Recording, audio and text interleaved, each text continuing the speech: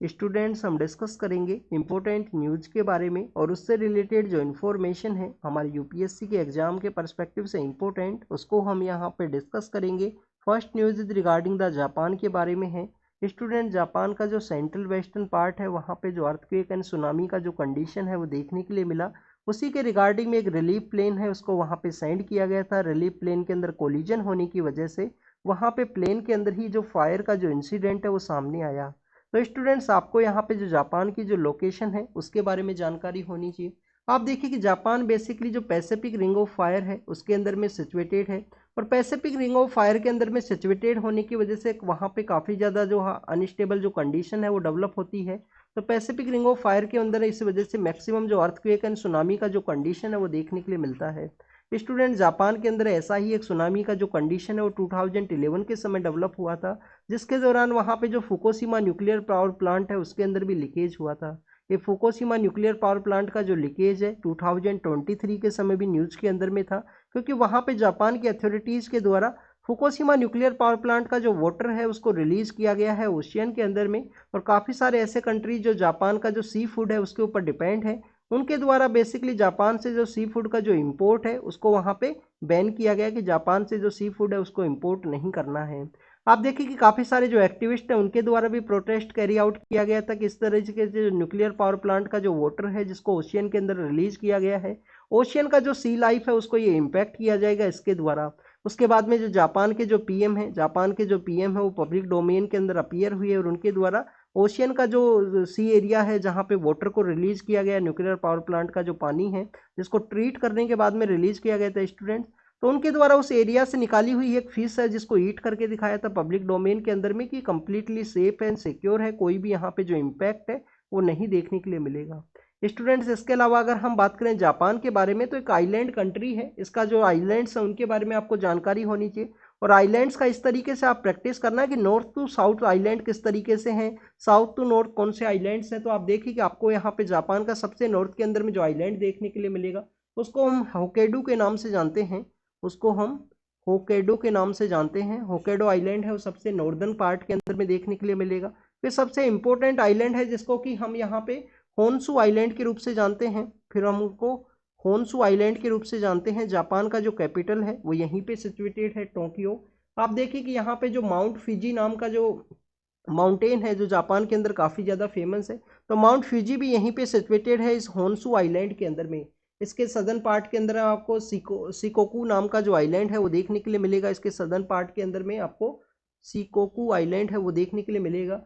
और इसके भी अगर हम सदर्न पार्ट के अंदर में बात करें तो स्टूडेंट्स आपको यहाँ पे क्योसू आइलैंड है, क्योसू के बाद में आपको ओकिनावा नाम का जो आइलैंड है वो देखने के लिए मिलता है।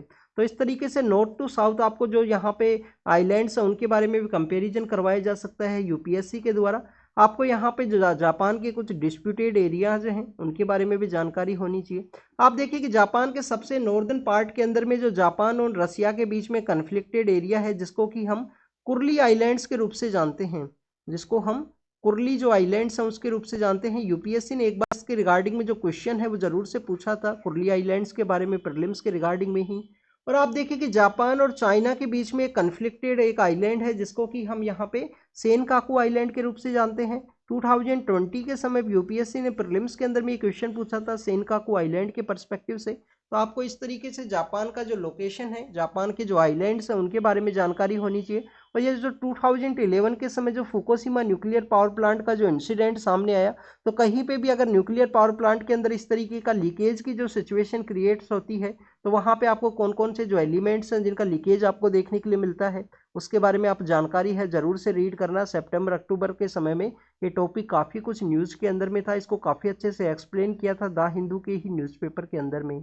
नेक्स्ट अगर हम बात करें हमारे जो नए कानून हैं जिनको इम्प्लीमेंटेशन के रिगार्डिंग में हमारे जो ट्रक ड्राइवर्स हैं उनके द्वारा बेसिकली एक प्रोटेस्ट है जिसको कैरी आउट किया गया था, जिसकी वजह से काफ़ी कुछ कंट्री के अंदर में जो यहाँ पे सिचुएशन है वो देखने के लिए मिला। जैसे कि आप देखिए कि यहाँ पे ट्रक ड्राइवर्स के द्वारा जो प्रोटेस्ट किया गया उनके द्वारा बेसिकली अपनी जो गाड़ियाँ हैं वो नहीं चलाई गई, उसकी वजह से काफ़ी सारा जो सामान है एक एरिया से दूसरी एरिया के अंदर सप्लाई नहीं हो सका। डीजल का जो इंसिडेंट्स है, डीजल एंड पेट्रोल है, उसका भी जो कमी है काफ़ी कुछ एरियाज़ के अंदर में देखने के लिए मिला है। अब मिनिस्ट्री ऑफ होम अफेयर्स के द्वारा इनसे बेसिकली यहाँ पे मीटिंग है उसको कैरी आउट किया गया और कहा गया कि जो नया हिट एंड रन का जो लॉ है उसको आफ्टर द कंसल्टेशन के बाद ही इम्प्लीमेंट किया जाएगा। हिट एंड रन का जो नया लॉ है उसके अंदर बेसिकली स्टूडेंट्स ये बताया गया था कि यहाँ पे जो ट्रक ड्राइवर्स हैं उनको बेसिकली हॉस्पिटल के अंदर पहुंचाना होगा अगर कोई भी हिट एंड रन का इंसिडेंट सामने आता है। अगर वो यहाँ पे बेसिकली उनको हॉस्पिटल्स नहीं पहुंचाते हैं तो उसके ऊपर यहाँ पे जो चार्जेस हैं वो हाई चार्जेस आपको देखने के लिए मिलेंगे।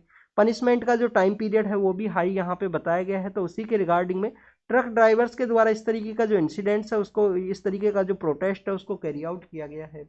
भारतीय न्याय संहिता का जो सेक्शन 107 है 106 है उसको आफ्टर द कंसल्टेशन के बाद में ही उसको इम्प्लीमेंट किया जाएगा। यहाँ पे मिनिस्ट्री ऑफ होम अफेयर्स के द्वारा इस तरीके का जो एश्योरेंस है वो दिया गया है। अगर हम नए जो हमारे क्रिमिनल लॉज हैं उनके बारे में बात करें, जो कि हमारा जो आईपीसी है, सीआरपीसी है और इंडियन एविडेंस एक्ट है उसको रिप्लेस करेंगे, तो नए जो 3 कानून है उसको 26 जनवरी से पहले नोटिफाई किया जाएगा कि इनको कहाँ पे इम्प्लीमेंट किया जाएगा ट्रायल के बेसिस पे।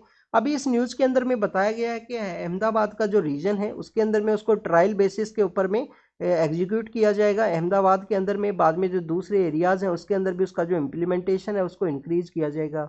आप देखिए कि यहाँ पे अगर हम बात करें नए 3 कानून है उसके रिगार्डिंग में हमारा जो पुलिस स्टेशन है वो भी अपडेट होने चाहिए। वहाँ पे नेटवर्क के रिगार्डिंग में उनका जो कनेक्टिविटी होना चाहिए, उनको भी बेसिकली जो ट्रेनिंग प्रोसेस के अंदर में जाना है हमारे जो पुलिस पर्सनल्स हैं उनको भी।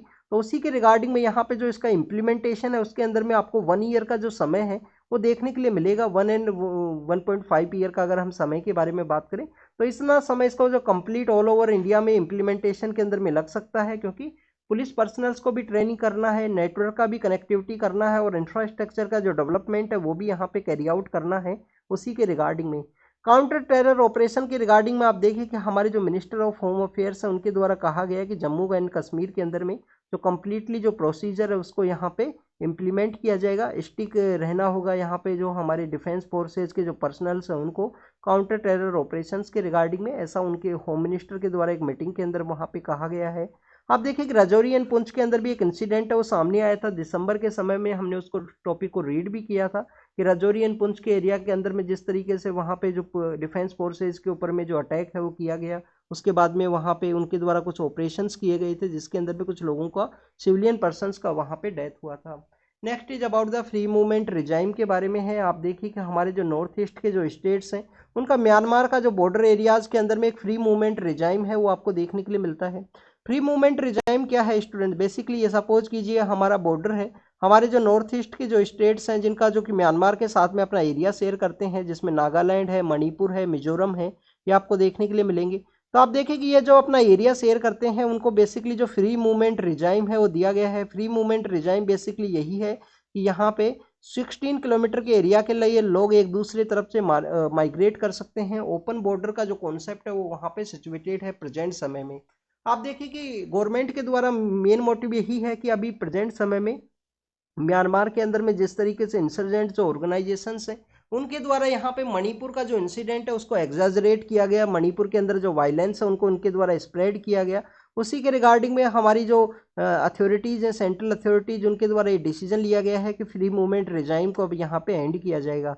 वैसे भी कोविड-19 के समय से ये कम्प्लीटली बैन है वहाँ पे फ्री मूवमेंट रिजाइम, जो कोविड-19 का समय आया था उसी समय से। नेक्स्ट अगर हम बात करें स्टूडेंट्स यहाँ पे फ्री मूवमेंट रिजाइम के बारे में, तो 16 किलोमीटर का जो एरिया है वो बताया गया है कि 16 किलोमीटर तक आप यहाँ पे जा सकते हो विदाउट वीज़ा के पर्सपेक्टिव से। उसका रीज़न ये है कि यहाँ पे जो ट्राइबल कम्युनिटीज़ हैं उनका एक दूसरे के साथ में एथनिक जो लिंकेज है वो होने की वजह से इस तरीके से अथॉरिटीज़ के द्वारा इस तरीके का जो फ्री मूवमेंट रिजाइम है वो उनको दिया गया था। एक दूसरे के साथ में जो ब्लड रिलेशन है, मैरिज के जो रिलेशन है वो देखने के लिए मिलते हैं बॉर्डर एरियाज़ के अंदर में भी। अगर प्रेजेंट समय में काफ़ी सारे जो इंसर्जेंट्स ऑर्गेनाइजेशंस हैं उसके बेस के रूप में म्यांमार है वो इमर्ज हुआ है। वहाँ पे आप देखिए कि इंडिया के साथ में ही एरिया शेयर करने वाला जो चीनी स्टेट है उनके द्वारा म्यांमार का जो अथॉरिटीज़ हैं उनको भी उनके द्वारा वहाँ से डिफीट किया गया एक रिसेंटली जो कन्फ्लिक्ट है उसके अंदर में। तो this is all the information related to the free movement regime. कुछ स्टेट्स हैं जैसे नागालैंड है उनके द्वारा प्रोटेस्ट किया गया है कि इसको वहाँ पे एंड है वो ना किया जाए। तो स्टूडेंट्स अगर हम बात करें यहाँ पे बॉर्डर एरियाज के बारे में, तो कंट्री का जो बॉर्डर है उसको सेफ एंड सिक्योर करने का जो रिस्पॉन्सिबिलिटी है वो सेंट्रल गवर्नमेंट के पास में है। नेक्स्ट अगर हम बात करें सुप्रीम कोर्ट की एक रिपोर्ट के बारे में है, जिसमें बताया गया है कि हमारे यहाँ पे जो लोअर लेवल पे जो जुडिशरी है उसके अंदर किस तरीके का जो इंफ्रास्ट्रक्चर डेवलपमेंट है वो नहीं है, उसकी के बारे में बताया गया है। तो सुप्रीम कोर्ट की इस रिपोर्ट के अंदर बताया गया है कि जो 1.5 जो यहाँ पे डिस्ट्रिक्ट कोर्ट्स हैं उसके अंदर में सेपरेट जो टॉयलेट है वो नहीं है वुमेन्स के रिगार्डिंग में। आप देखिए कि रिसेंटली जो यहाँ पे prevention of sexual harassment and work place के रिगार्डिंग में एक इंसिडेंट है वो भी सामने आया था, जिसके अंदर एक डिस्ट्रिक्ट जज के द्वारा लेटर लिखा गया था सीजीआई को कि कैसे उनको इस तरीके से जो हरेस है वो किया गया उनका जो जॉब है उसके दौरान में। तो इस तरीके के जो डिस्ट्रिक्ट कोर्ट्स हैं, अभी हमने कुछ दिन पहले जो कॉन्स्टिट्यूशन डे को जो सेलिब्रेट किया था 26 नवंबर के दिन में, उस समय में ऑल इंडिया जुडिशियल सर्विस है उसकी डिमांड के बारे में भी बात की गई थी। बट अभी प्रेजेंट समय में हमारे जो डिस्ट्रिक्ट कोर्ट्स हैं उनके अंदर इंफ्रास्ट्रक्चर का जो डेवलपमेंट है वो अच्छे से नहीं है। इसके अलावा आप देखिए कि सेपरेट टॉयलेट नहीं है, जो हमारे यहाँ पे जो नैपकिन्स है सैनिटरी नैपकिन्स है उनका जो प्रेजेंस है, उसका जो वेंडिंग मशीन है वो उसका भी प्रेजेंस नहीं है। तो इन सभी के बारे में बताया गया है यहाँ पे इस तरीके का जो इंसिडेंट है इंफ्रास्ट्रक्चर का जो डेवलपमेंट्स है उन सभी के बारे में। यहाँ पे आपको पता होना चाहिए जुडिशरी के रिगार्डिंग में जो जुडिशियल डाटा ग्रिड है उसको भी हमारे सुप्रीम कोर्ट ने इम्प्लीमेंट किया है कि कम्प्लीटली हमारे जितने भी जो जज यहाँ पे जुडिशरी के जो सेक्शंस हैं उन सभी का जो इंटीग्रेटेड डाटा है उस आपको जुडिशियल डाटा ग्रिड के अंदर में देखने के लिए मिलेगा। नेक्स्ट अगर हम बात करें वुमेन्स के रिगार्डिंग ही, यहाँ सेंट्रल गवर्नमेंट के द्वारा एक डिसीजन लिया गया है कि यहाँ पे किसी भी पर्सन के द्वारा अपने जो चिल्ड्रंस हैं उनको भी यहाँ पे एक अकाउंट के रिगार्डिंग में नॉमिनेट है वो किया जा सकता है। स्पोज को ना करने के अलावा यहाँ पे चिल्ड्रंस है उनको नॉमिनेट किया जा सकता है।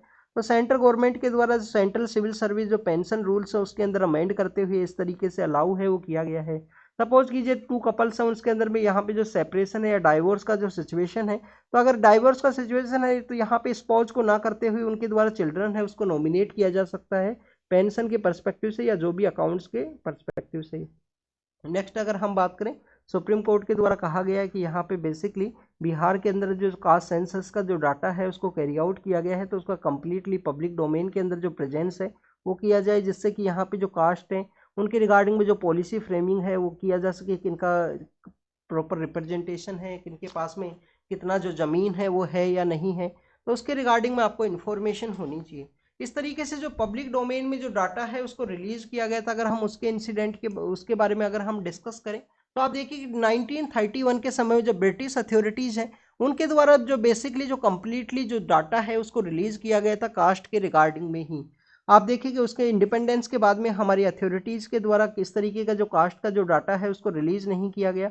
2011 के समय में जो सोशियो इकोनॉमिक कास्ट सेंसस है उसको कंडक्ट करवाया गया था, बट उसके अंदर में सोशियो इकोनॉमिक कंडीशन के रिगार्डिंग में ही जो डाटा है उसको रिलीज किया गया था।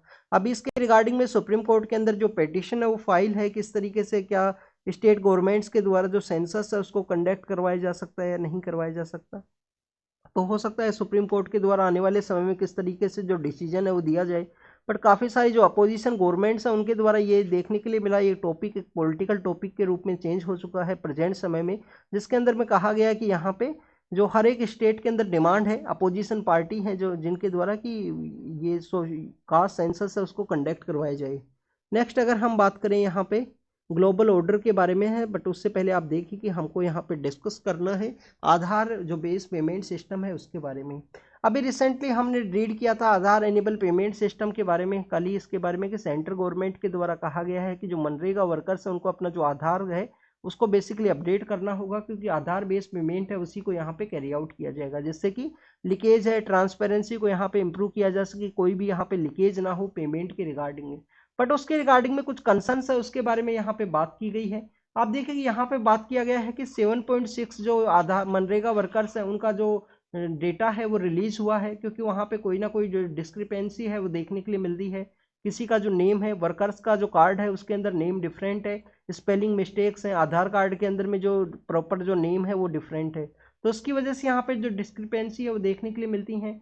पेमेंट का जो फेलियर देखने के लिए मिलेगा किसी भी स्टेप के अंदर में, अगर यहाँ पे जो मिस्टेक होती है तो उसके रिगार्डिंग में पेमेंट का जो फेलियर है वो यहाँ पे होगा। आप देखिए कि इंफ्रास्ट्रक्चर डेवलपमेंट के बारे में भी है, किस तरीके का इंफ्रास्ट्रक्चर नहीं है, कम्प्लीटली डिजिटल हमारे जो रिमोट एरियाज हैं जिसके अंदर में इस तरीके का जो एक्टिविटी है उसको कम्प्लीटली कैरी आउट किया जा सके। फिंगरप्रिंट्स हैं उनके बारे में भी काफ़ी बार इंसिडेंट है वो देखने के लिए मिलेगा, जो वर्कर्स हैं उनके जो फिंगरप्रिंट्स है वो यहाँ पे कंप्लीटली डैमेज हो जाते हैं, जिस तरीके से टू मच एक्टिविटी को कैरी आउट करने की वजह से, हाथों की वजह से। तो ये काफ़ी कुछ ऐसे इंसिडेंट देखने के लिए मिलते हैं। उन्हीं के बारे में कहा गया है कि ये फॉल्टी, ये कंपल्सन है, इस कंपल्सन को अलाउ नहीं करना चाहिए कि आधार बेस्ड पेमेंट सिस्टम को ही कैरी आउट किया जाएगा, आधार बेस्ड पेमेंट सिस्टम को ही कैरी आउट किया जाएगा। यहाँ पे जो बायोमेट्रिक डाटाज हैं, किसी के अंदर भी अगर एरर हुआ तो पेमेंट का जो फेलियर है वो वहाँ पे रिपोर्ट होगा। नेक्स्ट अगर हम बात करें स्टूडेंट्स ग्लोबल ऑर्डर के बारे में है, तो ग्लोबल ऑर्डर के अंदर यहाँ पे न्यूक्लियर ऑर्डर है, उसके बारे में पर्सपेक्टिव डिस्कस किया गया है। सबसे पहले यहाँ पे कहा गया कि कोई भी ग्लोबल ऑर्डर है, सपोज कीजिए किसी भी टॉपिक के रिगार्डिंग में ग्लोबल ऑर्डर है, वो कब एग्जिस्टेंस के अंदर में आएगा। सबसे पहले एक तो जो बिग पावर्स हैं वो उसके अंदर में यहाँ पे कोलोबरेट करें, बिग पावर्स के रिगार्डिंग में होगा तो बिग पावर्स उसके अंदर में कोलोबरेट करेंगे। तो बिग पावर्स का यहाँ पे जो मोन कन्वर्जेंस है वो देखने के लिए मिले। इसके अलावा अगर हम बात करें, यहाँ पे बताया गया है कि सक्सेसफुली उसका जो आउटकम है उसको गुड पब्लिक गुड के रूप में, उसको ग्लोबल पब्लिक गुड के रूप में दिखाया जा सके, जिससे रेस्ट ऑफ द वर्ल्ड है उसके अंदर में पार्टिसिपेट करे। इसके अंदर कहा गया है ग्लोबल न्यूक्लियर ऑर्डर के बारे में, ग्लोबल न्यूक्लियर ऑर्डर के पर्सपेक्टिव से, जैसे कि 1962 के समय में क्यूबा का जो मिसाइल क्राइसिस का जो इंसिडेंट है वो सामने आया था। कोल्ड वॉर की सिचुएशन के अंदर में यूएस एंड रशिया का जो कन्फ्लिक्ट का सिचुएशन हुआ करता था, उसी को प्रिवेंट करने के रिगार्डिंग में दोनों ही कंट्रीज के जो उस समय के जो लीडर्स हैं उनके द्वारा वहाँ पे जो डिस्कशन है उसको कैरी आउट किया गया। इस बायलैटरल मैकेनिज्म के थ्रू इस तरीके का जो टेंशन है उसको प्रिवेंट किया जा सके। उसके रिगार्डिंग में आपको जो न्यूक्लियर पावर प्रोग्राम है वो देखने के लिए मिलता है। मल्टीपल जो नेगोशिएशंस है जिनको 1965 के समय में कैरी आउट किया गया। और आप देखें कि 1967 के समय जो एनपीटी है वो इस्टेब्लिशमेंट में आता है, एनपीटी इस्टेब्लिशमेंट में आता है। बट उसके बाद में आपको देखने के लिए मिलेगा ग्लोबल जो न्यूक्लियर ऑर्डर के बारे में अगर हम बात करें तो 1975 के समय में आया था, क्योंकि 1974 के समय में इंडिया के द्वारा एनपीटी को तो साइन किया ही नहीं गया। बट आप देखिए 1974 के समय इंडिया के द्वारा जो ऑपरेशन बुद्धा है, लाफिंग बुद्धा है, उसके थ्रू वहाँ पे जो न्यूक्लियर टेस्ट है जिसको पीसफुली वे में कैरी आउट किया गया। उसके बाद में आप देखिए कि लंदन क्लब के अंदर में जो 5 जो मेन कंट्रीज है उनका मीटिंग होता है, जिनके द्वारा लेटर फॉर्म में एनएसजी नाम का जो न्यूक्लियर सप्लायर ग्रुप है वो ग्रुप एग्जिस्टेंस के अंदर में आता है। क्या इंडिया न्यूक्लियर सप्लायर ग्रुप का प्रेजेंट समय में मेंबर है? तो स्टूडेंट्स इंडिया प्रेजेंट समय में इसका मेंबर नहीं है, क्योंकि इंडिया के द्वारा एनपीटी है वो साइन नहीं किया गया था। और आप देखिए कि जब इंडिया को ज्वाइन करने वाला था तो उस समय चाइना के द्वारा ब्लॉकेज किया गया था। इंडिया का जो ऐड करने का जो प्रोसेस है उसके अंदर में 48 मेंबर हैं जो आपको इस न्यूक्लियर सप्लायर ग्रुप है उसके अंदर में देखने के लिए मिलते हैं। अगर हम रशिया के बारे में बात करें, one of the important member है लंदन क्लब का जो डिस्कशन है उसके रिगार्डिंग में। और जो एनएसजी है जो न्यूक्लियर सप्लायर ग्रुप है वो एग्जिस्टेंस के अंदर में आया उसी के रिगार्डिंग में। 1974 के दौरान इंडिया के द्वारा कौन सा ऑपरेशन किया गया था? ऑपरेशन बुद्धा के बारे में। और आप देखिए कि 1999 के समय हमने ऑपरेशन जो शक्ति है उसके परस्पेक्टिव से पोखरण के अंदर दोबारा से जो पीसफुल टेस्ट है उसको कैरी आउट किया था। नेक्स्ट अगर हम बात करें स्टूडेंट्स, यहाँ पे डिस्कस ये किया गया है कि इस तरीके से जो ग्लोबल ऑर्डर है वो एग्जिस्टेंस के अंदर में आया 1995 के समय। इस एनपीटी को यहाँ बेसिकली जो 25 ईयर्स हैं वो कंप्लीट हुए थे।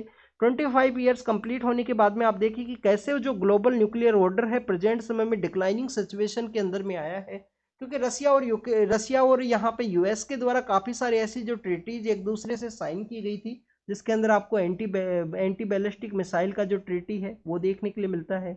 इंटीग्रेटेड जो न्यूक्लियर जो आईएनएफ का नाम का जो ट्रीटी है उसको साइन किया गया था। न्यू स्टार्ट नाम का जो ट्रीटी है उनमें दोनों के द्वारा एक दूसरे से विड्रॉ किया गया है। तो उसी के बारे में यहाँ पर डिस्कस किया गया है कि कैसे ग्लोबल न्यूक्लियर ऑर्डर है वो यहाँ पे स्ट्रेन के अंदर में सिचुएशन के अंदर है प्रेजेंट समय से।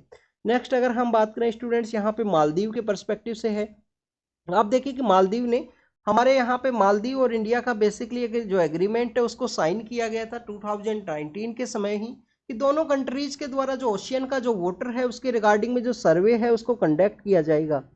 अभी रिसेंटली मालदीव के द्वारा जो हाइड्रोग्राफिक सर्वे है उसके रिगार्डिंग में मना कर दिया गया है कि उनके द्वारा उस सर्वे है उसको कंडक्ट नहीं किया जाएगा 2024 के बाद में। और उसी हाइड्रोग्राफिक सर्वे के रिगार्डिंग में इंडिया की जो डिफेंस फोर्सेज है वहाँ पे प्रेजेंट रहा करती थी, उसके रिगार्डिंग में ऑर्डर दिया गया है कि आप यहाँ से चले जाइए, मालदीव का जो एरिया है उसको यहाँ से आपको विड्रॉ कर लेना चाहिए। नेक्स्ट आप देखिए अभी रिसेंटली मालदीव के द्वारा जो कोलंबो सिक्योरिटी कॉन्क्लेव हुआ करता था इंडियन ओशियन रीजन के परस्पेक्टिव से, तो कोलंबो सिक्योरिटी कॉन्क्लेव है उसको भी इनके द्वारा जो पार्टिसिपेट है वो नहीं किया गया।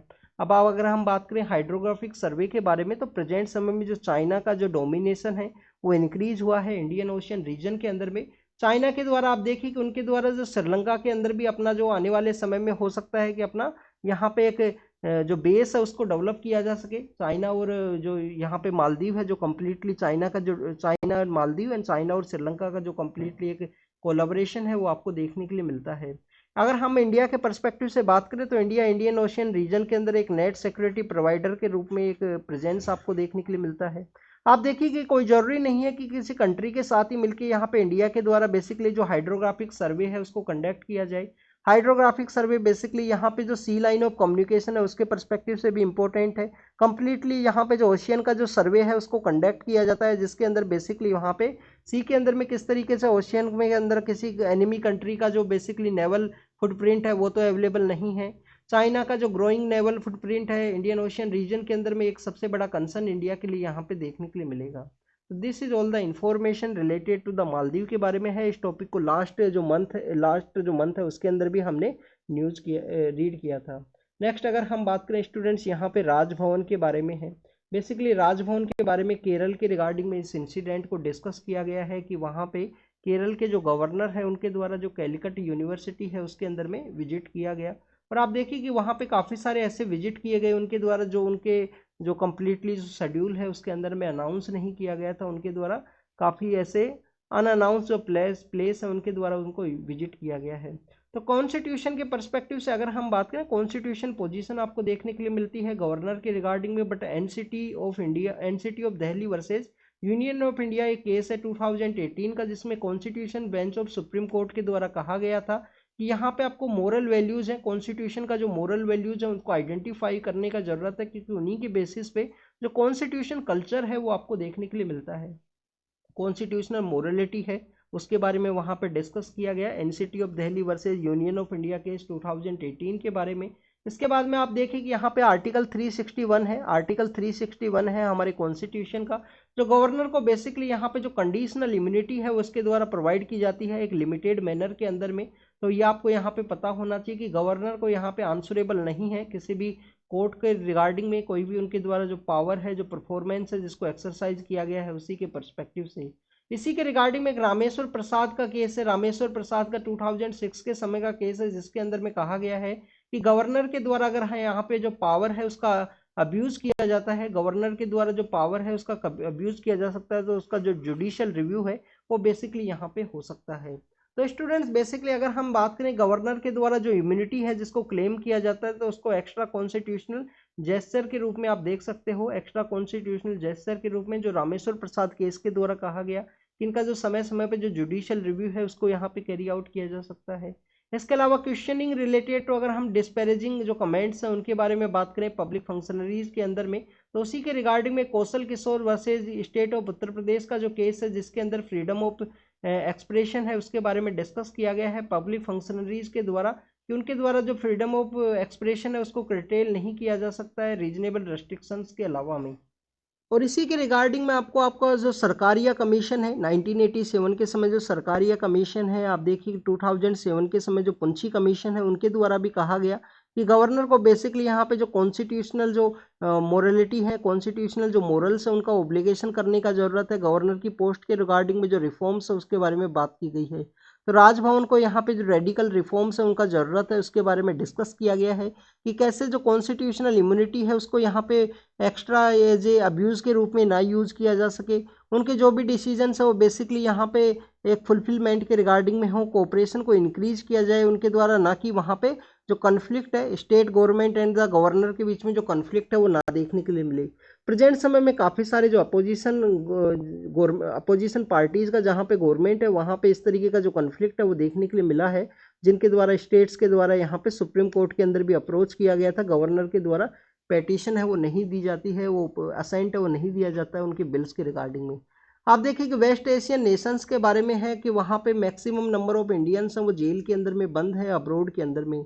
यहाँ पे जो केस क्या है, केस बेसिकली आप देखिए कि माइग्रेशन के जो इलीगल जो माइग्रेशन के जो केस हैं वो आपको देखने के लिए मिलते हैं। जैसे कि हमने अभी निकारगुआ नाम का जो कंट्री है उसके बारे में रीड किया था कि सेंट्रल अमेरिका का जो निकारगुआ नाम का जो कंट्री है वहाँ इंडियन ओरिजिन के काफ़ी सारे लोग जाने वाले थे। फ्रेंच के अथॉरिटीज़ को एक रिपोर्ट के थ्रू उनकी इंटेल के परस्पेक्टिव से उनको रोका गया। और आप देखिए कि उनको माइग्रेशन के रिगार्डिंग में जो यहाँ पे मिडिल मैन है उनके द्वारा प्रॉमिस किया जाता है कि कोई इलीगल वे में यूएस के थ्रू उनको सेंड कर दिया जाएगा और वहाँ पे वो वहाँ पे वर्क करने के बाद में अच्छे जो पैसे हैं वो कमा सकेंगे।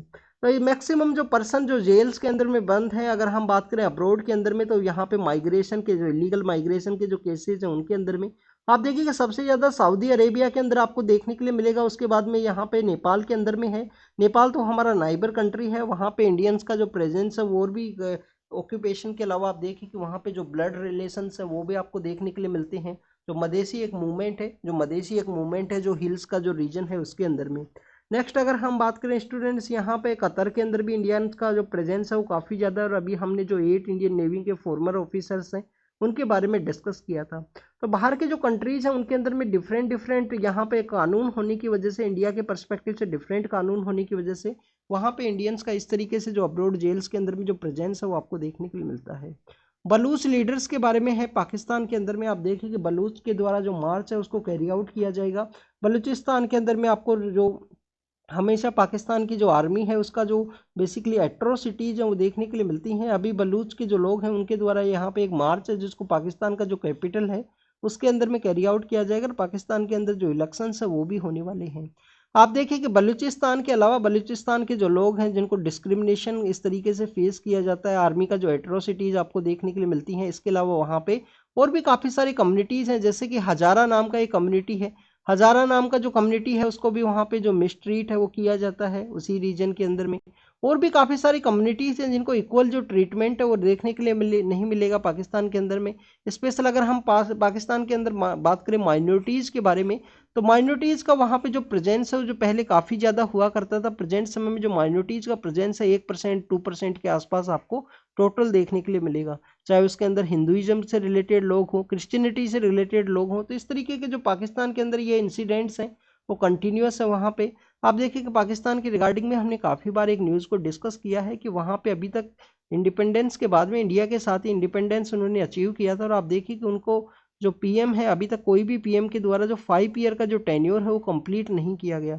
इवन इमरान खान से ऐसा एक्सपेक्टेशन था कि उनका द्वारा जो टेन्योर है कंप्लीटली 5 ईयर का रहेगा, बट उनके समय भी वहाँ पे 5 ईयर का जो टेन्योर है वो नहीं देखने के लिए मिला था। और पाकिस्तान के अंदर सोसाइटी इस तरीके से हाईली डिवाइडेड है। जब इमरान खान पावर के अंदर में आए थे तो उनके द्वारा वहाँ पे इकोनॉमिक रिफॉर्म करने के रिगार्डिंग में कुछ पर्सन्स हैं जो पाकिस्तान ओरिजिन के हैं या पाकिस्तान से बिलोंग करते हैं, उन लोगों को बेसिकली वो लेके आए थे बाहर जो फॉरेन कंट्रीज में सर्व करते हैं प्रेजेंट समय में इकोनॉमी के सेक्टर के पर्सपेक्टिव से। तो आप देखिए कि जब वो उनको लेके आए और उनका जो इस तरीके से सोसाइटी, उस सोसाइटी से वो बिलोंग करते होंगे जहाँ पे उनको इक्वल स्टेटस नहीं था, तो उनका जो लोगों के द्वारा प्रोटेस्ट किया गया, बाद में उन इकोनॉमिस्ट है उनको वापस से वहाँ पे सेंड कर दिया गया उनके द्वारा। नेक्स्ट अगर हम बात करें सुप्रीम कोर्ट के द्वारा, यहाँ पे कोर्ट से सेंटर से पूछा गया है कि आपके द्वारा क्या क्या यहाँ पे जो डिसीजंस है वो लिए गए। जिस तरीके से बालासोर के अंदर ट्रेन का इंसिडेंट हुआ था, आप देखिए कि उस समय जो कवच है वो सामने आया था। क्या कवच इंडिया के सभी जो ट्रेन हैं उनके ऊपर ट्रेन का जो ट्रैक्स है वहाँ पे इसको इम्प्लीमेंट किया गया है या नहीं किया गया है, उसी के बारे में यहाँ पे जो रिपोर्ट है वो मांगी है सुप्रीम कोर्ट के द्वारा सेंटर से।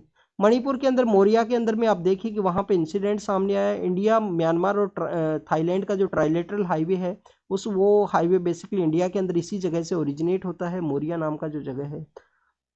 सिटीजनशिप अमेंडमेंट एक्ट है उसको जल्द ही यहाँ पे लोकसभा इलेक्शन से पहले नोटिफाई किया जाएगा, ऐसा यहाँ पे बताया गया है।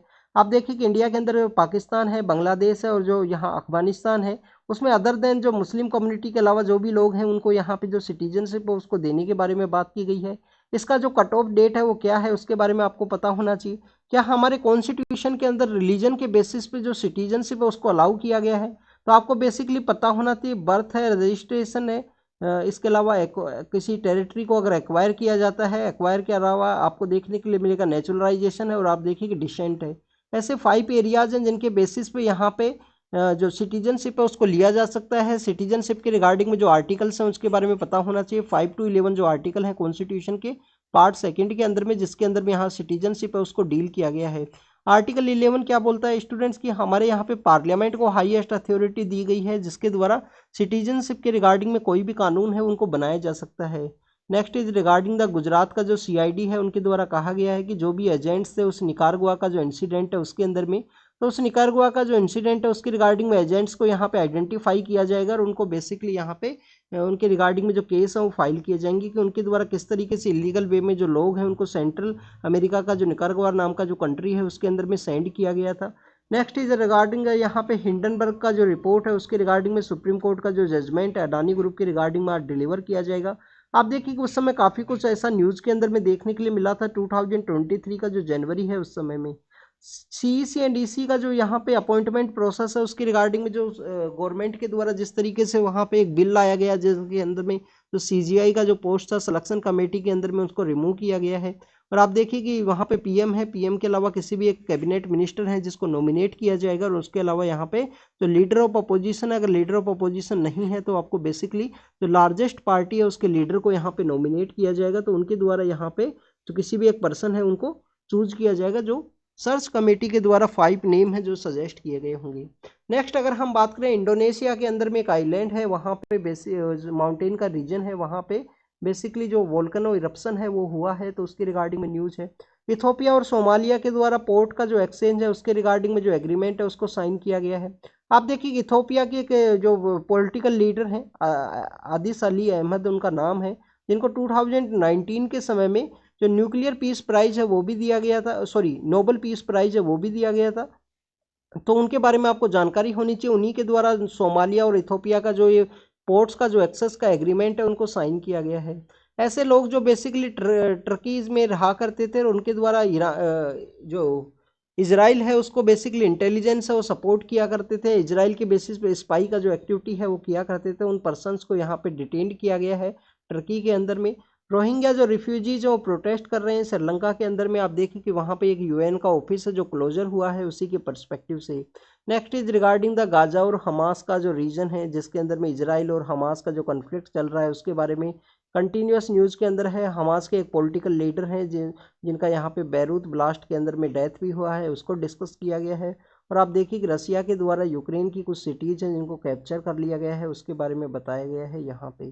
तो this is all the important news of today's newspaper. आप इनको रीड कीजिए, रिवाइज कीजिए, जो गवर्नर का जो एडिटोरियल है उससे रिलेटेड इंपॉर्टेंट पॉइंट्स को ज़रूर से लिखना स्टूडेंट्स। काफ़ी कुछ आर्टिकल्स हैं जो कमीशंस हैं सेंटर स्टेट रिलेशन के पर्सपेक्टिव से उसके बारे में बताया गया है। तो thank you students, thank you very much.